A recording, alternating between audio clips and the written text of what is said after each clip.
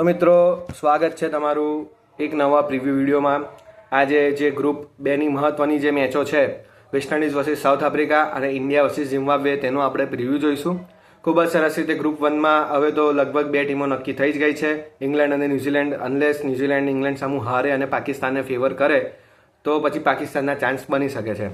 આપણે આજના ગ્રુપના મેચોની વાત કરીશું તો પહેલી મેચ છે south Africa versus West Indies કે જેને આપણે પણ બહુ નજીકથી ફોલો કરીશું, કારણ કે ઇન્ડિયાની ટીમને સાઉથ આફ્રિકાની જરૂરત છે। જો સાઉથ આફ્રિકા વેસ્ટ ઇન્ડિઝને હરાવીને ઇન્ડિયાની ટીમને ફેવર કરે તો આપણને સાંજની મેચ જોવાની વધુ મજા આવશે, કારણ કે જો વેસ્ટ ઇન્ડિઝ એક મેચ હારશે સાઉથ આફ્રિકા ક્વોલિફાય થઈ જશે અને વેસ્ટ ઇન્ડિઝને પછી આપણી સામેની ગેમ એ મસ્ટ વિન ગેમ બની રહેશે।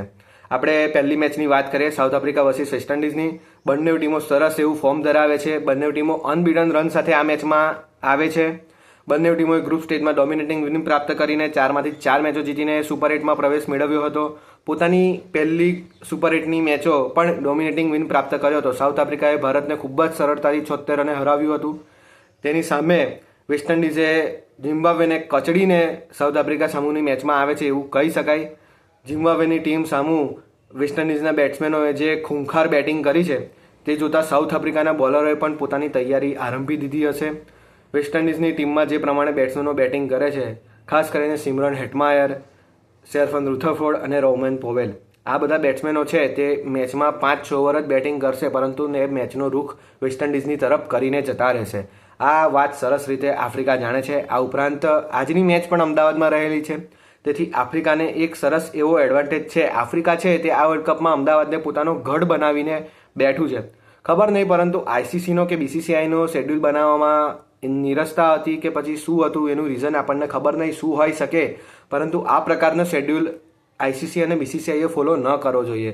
કોઈ ટીમને હવે આડકતરી રીતે એડવાન્ટેજ મળે છે। આપણે ભારત અને પાકિસ્તાનની વાત કરીએ તો તેઓ તો એકબીજાના દેશમાં રમવાનો ઇનકાર કરી ચૂક્યા છે, એટલા માટે તે લોકોની મેચ પ્રોપર એક જગ્યાએ યોજાય છે તેનું આપણે વાત કરી શકીએ છીએ। પરંતુ આફ્રિકાને પણ આ રીતે શેડ્યુલ મળ્યો છે તે એક આશ્ચર્યજનક બાબત કહી શકાય છે, કારણ કે જે પ્રમાણેની મેચો પણ આ સ્ટેડિયમમાં શેડ્યુલ હતી, કેનેડાની આફ્રિકાની મેચ છે, ત્યારબાદ અફઘાનિસ્તાન સાઉથ આફ્રિકાની મેચ છે, આ બધી મેચો આપણે કહીએ કે જ્યાં સ્ટેડિયમોની કેપેસિટી ઓછી છે, કે જ્યાં સ્ટેડિયમો વાસ્તવિકતામાં ભરાય છે ત્યાં આપણે રાખીએ તો વધારે સારું રહે, કારણ કે અમદાવાદના સ્ટેડિયમમાં 15-20 હજાર પબ્લિક પણ આવશે તો પણ તે સ્ટેડિયમ ખાલી જ લાગશે। તેથી આપણે કહીએ કે કેનેડા વર્સિસ સાઉથ આફ્રિકાની મેચમાં પણ આપણે કહીએ કે ખૂબ જ ઓછી પ્રેક્ષકો હતા। આ ઉપરાંત અફઘાનિસ્તાન વર્સિસ સાઉથ આફ્રિકાની મેચ કે જે એક નેલ બાઇટર થઈ હતી, 2 સુપર ઓવર થઈ હતી, તેમાં પણ લગભગ 15-20 હજાર જ પ્રેક્ષકો હતા। તેથી મેચ પણ કહીએ કે પ્રેક્ષકો વધારે મેચ જોવા માટે આવે, જેનાથી ક્રિકેટની રમત છે તો તેનાથી વધારે સારું હોઈ શકે છે। તેથી આનાથી આફ્રિકાને પણ એક એડવાન્ટેજ રહ્યો છે। આફ્રિકાએ પોતાના ગઢ બની દીધું છે અમદાવાદને। આપણે તેનો આફ્રિકાની ટીમ પાસેથી ક્રેડિટ નથી લેતા, પરંતુ આઈસીસી અને બીસીસીઆઈએ પોતાના શેડ્યુલ જે બનાવવામાં છે તેમાં થોડુંક પોતે જોવું પડે અને શેડ્યુલ્સ વધારે સારી રીતે બને તેમાં પણ ધ્યાન આપવું જોઈએ, કારણ કે અમદાવાદ છે, વાનખેડે છે, ઈડન ગાર્ડન છે, દિલ્હી છે, આ બધા સ્ટેડિયમો, આ 4 વેન્યુ તો છે જ, પરંતુ જે નોકઆઉટના વેન્યુ છે તેના પર ઓછામાં ઓછી લીગ મેચ રમાય તેવું ધ્યાન આપીને મેચો આપવી જોઈએ, અને તેના પર પણ વધારેમાં વધારે કોઈ ટીમની રિપીટ મેચો ના થાય તે પ્રમાણેની મેચોનું શેડ્યુલ હોવું જોઈએ। હવે આપણે ટીમોની વાત કરીએ તો લગભગ બંને ટીમ અનચેન્જ ઉતરશે તે લગભગ નક્કી છે। પિચની વાત કરીએ, ટોસની વાત કરીએ તો સ્ટેડિયમની બાઉન્ડ્રીઝ આપણને ખબર જ છે કે ખૂબ જ મોટી પણ નથી અને ખૂબ જ નાની પણ નથી, મીડિયમ છે, તેથી આ ગ્રાઉન્ડ પર સરળતાથી રન સ્કોરિંગ થાય છે। અને બપોરની મેચ છે, તેથી કોઈ પણ ટીમ ટોસ જીતીને બોલિંગ લેવાનું પસંદ કરશે, ટીમને સારા એવા સ્કોર પર રોકીને પોતે ચેસ કરવાનું પસંદ કરશે। આઈપીએલની પણ ઘણી બધી મેચો જોયેલી છે આપણે, આ ઉપરાંત આ T20 વિશ્વકપની પણ ઘણી બધી મેચો જોઈ છે કે જેમાં ટીમ ટોસ જીતીને બેટિંગ કે બોલિંગ લે તે ખબર નહીં, પરંતુ આ ટીમ પર ચેસ કરનારી ટીમ છે તે વધારે સારી રીતે ચેસ કરીને વિજય પ્રાપ્ત કરે છે। તેથી જે પણ ટીમ ટોસ જીતશે તે લાગે છે કે ટોસ જીતીને બોલિંગ લેવાનો પ્રયાસ કરશે અને પોતાની ટીમને ચેઝ કરવાનું બેક કરશે। વેસ્ટ ઇન્ડિઝની ટીમમાં જોઈએ તો હેટમાયર છે, રુથરફોર્ડ છે, તે પોતાનું ફોર્મ બતાવી ચૂક્યા છે। આ ઉપરાંત બોલિંગમાં પણ સમર જોસેફ છે, મેથ્યુ ફોર્ડ છે, ગુડાકેશ મોતી છે અને અકીલ હુસેન છે અને જેસન હોલ્ડર છે। આ 5-6 બોલરો વેસ્ટ ઇન્ડિઝની સેટઅપમાં કમ્પ્લીટ સેટ બેસી ગયા છે, તેથી વેસ્ટ ઇન્ડિઝની ટીમને છેડવાનું પોસાઈ શકે નથી, તેથી તે ટીમને છેડે નહીં અને આ જ કોમ્બિનેશન સાથે ગ્રાઉન્ડ પર ઉતરશે। સામુ આફ્રિકામાં પણ માર્કરામ અને ડીકોક સારી ઓપનિંગ કરી રહ્યા છે, ત્યારબાદ મિડલ ઓર્ડરમાં ટ્રિસ્ટાન સ્ટબ્સ છે, ડેવિડ મિલર છે, ત્યારબાદ ડિવાલ બ્રેવિસ છે, માર્કો યાન્સન છે ઓલરાઉન્ડર તરીકે, અંગીડી છે, રબાડા છે, કેશવ મહારાજ છે. આ બધા ખેલાડીઓ છે જે મેચ વિનર પ્રૂવ થયા છે. ટીમના બધા ખેલાડીઓએ પોતાનું ઓલરાઉન્ડ પરફોર્મન્સ આપ્યું છે. તેથી બંને ટીમ પોતે અનચેન્જ 11 સાથે ઉતરશે તે લગભગ નક્કી છે.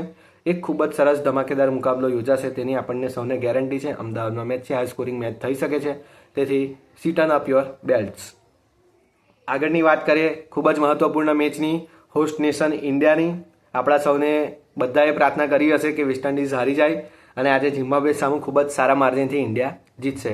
આપણે કહીએ કે કોઈ પણ ટીમને સરળતાથી આંકી ન લેવી જોઈએ. આપણને બધાને ખબર છે કે આ વિશ્વકપમાં પણ એ વસ્તુ આપણને ભારે પડી છે કે જે આપણા બ્રોડકાસ્ટર છે તેના દ્વારા 300 રનનું એલર્ટ અપાતું હતું યુએસએ સામેની મેચમાં, નામીબિયા સામેની મેચમાં, પરંતુ તે લોકોને નબળા ગણવાથી ઇન્ડિયાની નબળાઈ સાબિત થઈ છે. રિયાલિટી ચેક મળ્યો છે વખતે આવીને. તેથી આજે પણ ઇન્ડિયાએ નેટ રનને તો ધ્યાનમાં રાખવાનું જ છે, નેટ રન રેટને, પરંતુ સારી પોતાની ગેમ બતાડીને મેચ જીતવાની છે, સામેવાળી ટીમની રિસ્પેક્ટ કરવાની છે. તે પણ આપણે ધ્યાન રાખવું પડશે કારણ કે ઝિમ્બાબ્વે પણ સુપર ગ્રુપ સ્ટેજમાં પોતે અનબીટન રહીને આ ગ્રુપમાં પ્રવેશી છે. તેઓને ભલે વેસ્ટ ઇન્ડિઝ સામું કહીએ કે ખૂબ જ કારમી હાર મળી છે, પરંતુ આપણને પણ આપણી કામું કારમી હાર મળી છે. તેથી આપણે પેલો ડાયલોગ કહીએ છીએ કે પેલો ધુરંધરનો જે ફેમસ ડાયલોગ છે તેમાં કહીએ છીએ કે ઘાયલું इसलिए ઘાતક હું. એવું બંને ટીમનું ફોર્મ રહી શકે છે. બંને ટીમ જીતવા માટેના મરણીય પ્રયાસ કરશે.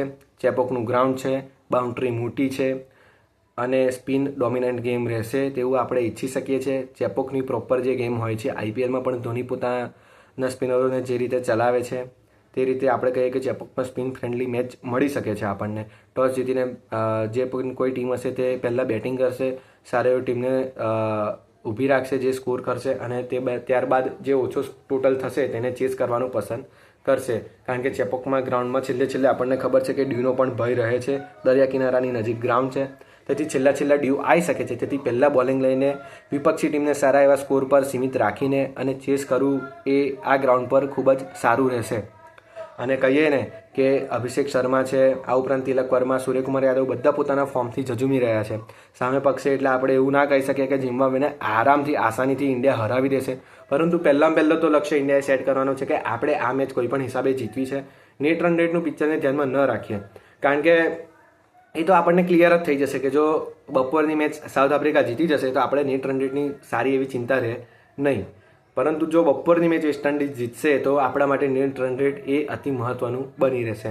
અને વેસ્ટ ઇન્ડિઝની ટીમ પણ જીતે તો પણ આપણે એ પ્રાર્થના કરવી પડશે કે વેસ્ટ ઇન્ડિઝ એ ખૂબ જ ઓછા માર્જિનથી હારે, કાં તો જીતે તો બહુ વધારે માર્જિનથી જીતે તો પણ કંઈ વાંધો આવી શકે તેમ નથી, કારણ કે કોઈ પણ એક ટીમનું નેટ રન રેટ તો આ મેચમાં ડિસ્ટર્બ થવાનું જ છે. અને પ્લસ આપણી પાસે પોઝિટિવ પોઈન્ટ એ પણ છે કે આપણી જે લીગ મેચ છે વેસ્ટ ઇન્ડિઝ સામે તે સૌથી છેલ્લી લીગ મેચ છે, એટલે ત્યાં સુધી આપણું પિક્ચર ક્લિયર થઈ શક્યું છે, થઈ શકશે કે આપણે કેટલા રનથી જીતવું પડશે વેસ્ટ ઇન્ડિઝ સામું તે આપણને આપણી સામું પિક્ચર ખબર હશે. તેથી પહેલાં તો આપણે આજનો ટાર્ગેટ એ રાખવો જોઈએ કે આજની મેચ આપણે સરળતાથી આસાનીથી જીતીએ, ઝિમ્બાબ્વેને ડોમિનેટ ન કરવા દઈએ, સ્પિનરો સામું સારું બેટિંગ કરીએ અને સામે પક્ષે આપણે આવી સારી એવી સ્પિન બોલિંગ નાખીએ. ટીમની વાત કરીએ તો ઝિમ્બાબ્વેની ટીમમાં પણ સારા એવા સ્પિનરો રહેલા છે. સિકંદર રઝન ઓલરાઉન્ડર છે, આ ઉપરાંત લોરી ઇવાન્સ છે, પછી ત્યારબાદ આપણે કહીએ કે બ્લેસિંગ મુઝરબાની પણ બોલિંગ સારી નાખી રહ્યા છે, તેથી તેને પણ ઇન્ડિયાના બેટ્સમેનોએ સંભાળીને રમવું પડશે. આ ઉપરાંત બેટિંગમાં પણ જોઈએ તો રાયન બલ છે, સિકંદર રઝા છે, તેઓ પણ સારી બેટિંગ કરી શકે છે.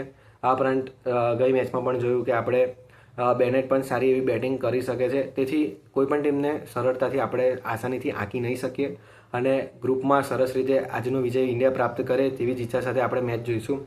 એટલે આજના પ્રિડિક્શનની વાત કરીએ તો south Africa versus West Indies સામેની મેચમાં આપણે પ્રિડિક્ટ કરીએ કે સાઉથ આફ્રિકા એ આજે જીતી શકે તેમ છે, કારણ કે સાઉથ આફ્રિકાની ટીમ સારી એવી સ્ટેબલ છે, તેના બેટ્સમેનો વેસ્ટ ઇન્ડિઝના બોલરોને ડોમિનેટ કરી શકે તેવા છે.